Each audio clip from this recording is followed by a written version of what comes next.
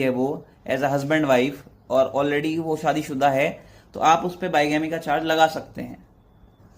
मैं बताना चाहूंगा, लेट सपोज एक वाइफ चाहती है कि उसका पति ने दूसरी मैरिज कर ली है और जबकि पहली से डाइवोर्स हुआ नहीं है, तो उस कंडीशन में वो थाने पे जाएगी। क्या थाने वाले कंप्लेंट लॉन्च करेंगे? जी नहीं, बिल्कुल नहीं करने वाले हैं। पुलिस इस केस में इन्वॉल्व नहीं होने वाली है।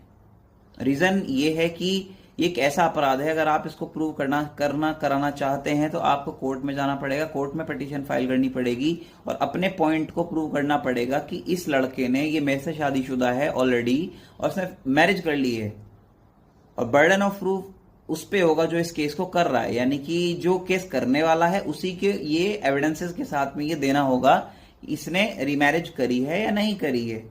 तो ये बर्डन ऑफ प्रूफ लाई करता है उस पर्सन पर जो केस कर रहा है। लेट्स सपोज आपकी वाइफ ने आपके ऊपर केस किया, आप हस्बैंड है इस केस में, और आपकी वाइफ केस कर रही है, एलिगेशन लगा रही है कि मेरे पति ने जो है शादी कर ली है, तो उस केस में बर्डन ऑफ प्रूफ लाई करेगा आपकी पत्नी के ऊपर।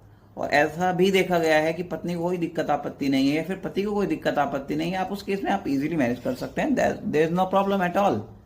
तो उस केस में आपको कोई प्रॉब्लम होगी नहीं, क्योंकि आपने सब कुछ एक तरह से म्यूचुअल अंडरस्टैंडिंग, म्यूचुअली कॉम्प्रोमाइज किया है कि आप कहीं भी करें, I don't have any issue, तो उसमें कोई दिक्कत परेशानी नहीं है। बट अगर उसको प्रॉब्लम है, अगर पति या पत्नी रेडी नहीं है, तलाक लिया नहीं है, तो आप जो है बिना तलाक लिए दूसरी मैरिज करोगे तो वो काइंड ऑफ पनिशेबल ऑफेंस हो जाता है। But bigamy is not a offence right now. Supreme court ने भी कहा कि wife is not your private property. आप जो है अगर देख रहे हैं आपकी पत्नी जो है अडल्ट्री में है, लिव इन में है कि दूसरे पर्सन के साथ में, तो आप उस बिहाफ पे जो है डाइवोर्स पिटीशन फाइल कर सकते हैं। And as you all know, divorce petition में लगभग 1.5-2-3 साल का भी समय लग जाता है। There is no fix time, कोई टाइम लिमिट फिक्स तो है ही नहीं तलाक के मैटर में।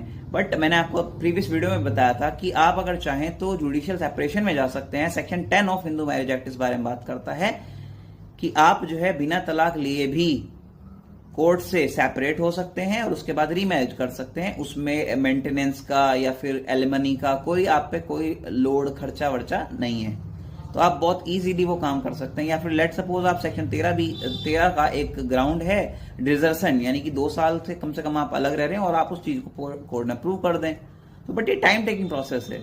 तो judicial separation is the best option if you want to be separated from your husband और wife, if you want to get separated from your spouse, तो सेक्शन 10 जो है बहुत ही बेस्ट ऑप्शन है, बहुत ही बेस्ट ट्रिक है इस पछड़े से बाहर निकलने के लिए।